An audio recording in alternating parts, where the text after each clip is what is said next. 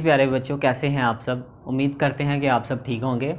तो स्टूडेंट्स, आज का हमारा जो टॉपिक है वो 10th class chapter number 12 brain के बारे में आज हम डिस्कस करेंगे। इससे पहले वाली वीडियो में हमने डिस्कस किया था न्यूरॉन के बारे में, न्यूरॉन की टाइप्स के बारे में। तो अब हम डिस्कस करेंगे कि सेंट्रल नर्वस सिस्टम जो है उसके अंदर जो ब्रेन है, तो ब्रेन के बारे में हम टोटली डिटेल से डिस्कस करेंगे कि ब्रेन क्या होता है और उसकी फंक्शनिंग, उसके पार्ट्स, उसका स्ट्रक्चर, उसकी एवरीथिंग। तो आइए सबसे पहले देखते हैं what is central nervous system.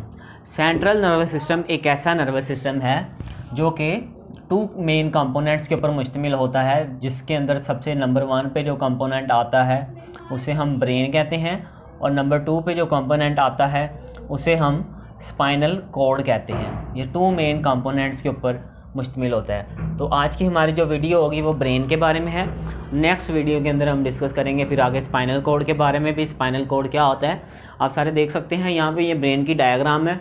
Brain के सारे स्टूडेंट्स को तो पता है इसके 3 पार्ट्स होते हैं, इसको 3 पार्ट्स में डिवाइड किया गया है। फर्स्ट पार्ट है fore brain, second part hind brain और थर्ड पार्ट मिड ब्रेन। तो इस तरह से 3 पार्ट्स के अंदर ब्रेन को डिवाइड किया जाता है।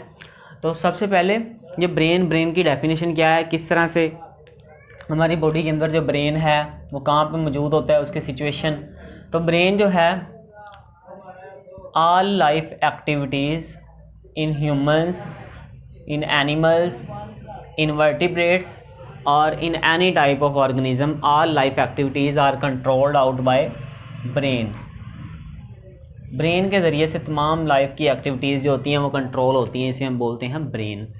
अब हम ब्रेन के स्ट्रक्चर की बात करें, ब्रेन की साख्त की बात करें और एक इंसान के अंदर बात करें कि ब्रेन कहाँ पे मौजूद होता है, तो वो उसके बोनी स्ट्रक्चर स्कल के अंदर, जिसे हम खोपड़ी वगैरह कहते हैं, उस खोपड़ी के अंदर क्रेनियम उसका सेकंड नेम है, इनसाइड क्रेनियम। ब्रेन जो है क्रेनी के अंदर लोकेटेड होता है। इसका स्ट्रक्चर के अंदर हम कुछ मेन टर्म्स डिस्कस करेंगे। फर्स्ट जो टर्म हम डिस्कस करेंगे वो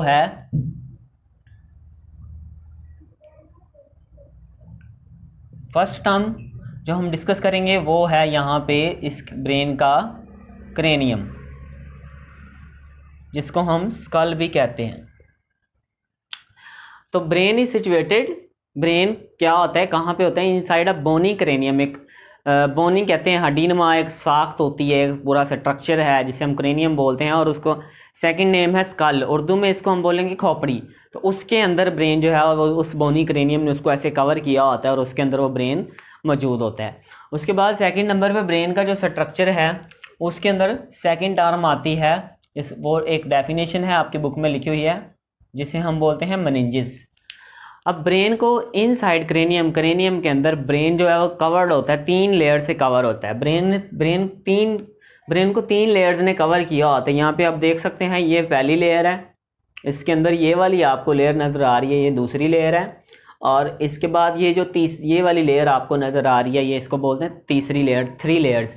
इन 3 लेयर्स को हम बोलते हैं मेनिंजेस। ब्रेन जो होता है वो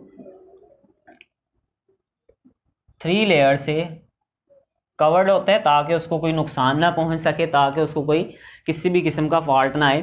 तो यहाँ पे आपकी बुक में 3 लेयर्स का तो बताया गया, लेकिन उनके नेम नहीं बताए गए। तो उनके नेम्स ऐसे हैं, कुछ को जो पहली लेयर है उसको बोलते हैं हम ड्यूरा मैटर, सेकेंड वाली जो लेयर होती है उसका नाम होता है पिया मैटर, और थर्ड नंबर पे जो लेयर होती है उसका नाम है अरेक्नॉइड लेयर। तो इस तरह ये 3 लेयर्स होती हैं जिसके अंदर ब्रेन जो है वो सारा ढका होता है उसके ऊपर, और उसको मेनिंजेस प्रोटेक्ट करती हैं। इसके अलावा मेनिंजेस का कुछ फंक्शन भी होता है, मेनिंजेस काम भी करती हैं कुछ। मेनिंजेस ब्रेन को प्रोटेक्ट करती हैं एंड आल्सो प्रोवाइड न्यूट्रिएंट्स, और ये क्या करती हैं, ब्रेन के टिश्यूज़ को प्रोवाइड न्यूट्रिएंट्स, ग़िज़ा वगैरह देती हैं, कुछ न्यूट्रिएंट देती हैं, plus oxygen to brain tissues and cell.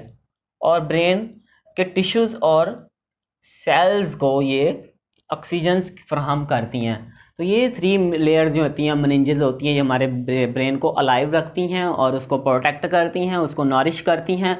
और इसके अंदर जो थ्रू कैपिलरीज़ का जो नेटवर्क होता है हमारे ब्रेन के अंदर, वो कैपिलरीज़ का नेटवर्क भी इन मेनिंजेस के ऊपर मुश्तमिल होता है, इन मेनिंजेस के ऊपर डिपेंड होता है। उसके बाद आगे देखते हैं नेक्स्ट वाला स्ट्रक्चर तो नेक्स्ट स्ट्रक्चर आता है इसके अंदर कुछ वेंट्रिकल्स। ब्रेन के अंदर कुछ वेंट्रिकल्स भी मौजूद होती हैं। वेंट्रिकल्स कहते हैं को कुछ खाली हिस्से होते हैं, खाली जो होते हैं स्ट्रक्चर्स होते हैं जो, और इनके अंदर फ्लूइड फील्ड कैविटीज़ मौजूद होती हैं। तो brain contain fluid field cavities.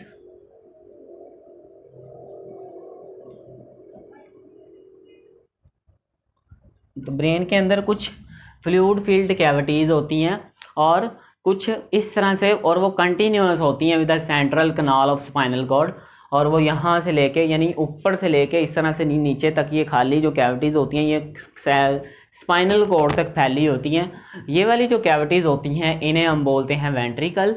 और वेंट्रिकल जो होती हैं, इन वेंट्रिकल्स के अंदर मौजूद जो फ्लूइड है उस फ्लूइड को हम बोलते हैं CFS।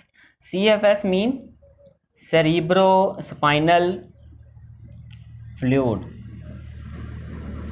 इन वेंट्रिकल्स के अंदर मौजूद फ्लूइड को हम बोलते हैं सेरिब्रो स्पाइनल फ्लूइड। तो यहाँ पे जो आपको 3 लेयर नज़र आ रही हैं जिनकी हमने अभी बात की है, दूसरी लेयर और ये 3 लेयर्स, इनको हम बोलते हैं मेनिंजेस। और ये मेनिंजेस के अंदर ये जो खाली स्ट्रक्चर नज़र आ रहा है आपको, इन खाली स्ट्रक्चर्स को हम बोलते हैं वेंट्रिकल्स। और इन वेंट्रिकल्स के अंदर ये सेरिब्रो स्पाइनल फ्लूइड मौजूद होता है जो कि ब्रेन के टिश्यूज़ को, ब्रेन को प्रोटेक्ट करता है और ब्रेन को क्या करता है, अलाइव रखता है। तो इस तरह से यहाँ तक ये आपका स्ट्रक्चर है ब्रेन का।